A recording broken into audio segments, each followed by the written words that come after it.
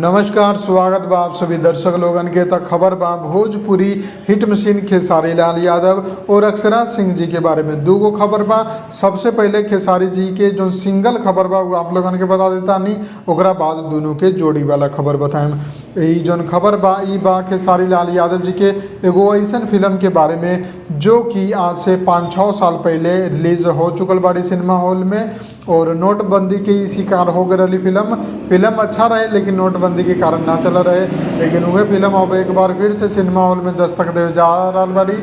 Film के नाम बा ज्वाला, जो कि 28 जनवरी यानी कि परसों से आनंद मंदिर सिनेमा हॉल में आप सब देख सकता नहीं, जो कि बनारस के सबसे बड़ा भोजपुरी के सिनेमा हॉल बा।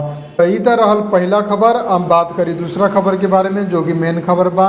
ये वीडियो देखी सामने स्क्रीन पर, ये वीडियो बहुत ज़्यादा वायरल हो रहा बा, जो उनकी खेसारी लाल यादव और अक्षरा सिंह जी जो कि भोजपुरी के शेरनी बाड़ी, उनका वीडियो बा और होली के गाना के शूटिंग के समय के वीडियो बा। और वो समय खेसारी लाल यादव जी के अपना गोद में उठा ले बाड़ी अक्षरा सिंह जी हाँ, और बहुत ही तेज़ी से वायरल होते रहे। तो बहुत लोग पूछते भी रहे कि क्या समय के वीडियो बा, तो वे आप लोगों के बता दी शूटिंग के समय का वीडियो बा।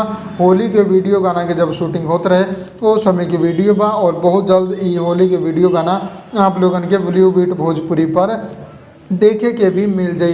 कहें से कि एक ऑफिशियल पोस्टर और ऑफिशियल टीजर बहुत जल्द रिलीज होके वाला बा। जैसे ही रिलीज हुई आप लोगों के हम जानकारी दे दें। बस चैनल के सब्सक्राइब करके बेल आइकन दबोले रहीं। मिलम अगला वीडियो में, तब तक खातिर जय हिंद, जय भोजपुरी, प्रणाम।